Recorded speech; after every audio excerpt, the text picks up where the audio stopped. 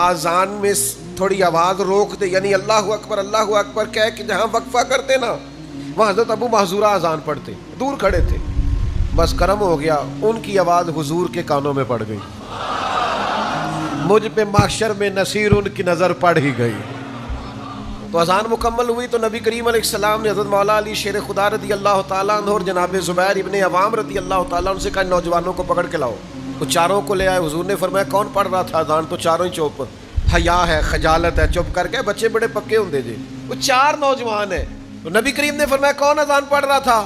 بولتے نہیں، چاروں چوپ ہیں، لباں تے موہراں لگیاں، بولن دی جاچ بھول گئی، اوتھے زباناں تائیں کھولن دی جاچ بھول گئی، جا کے مدینے اتھرو میرے سوال بن گئے، بولتے کوئی نہیں، جواب ہی کوئی نہیں دے رہے۔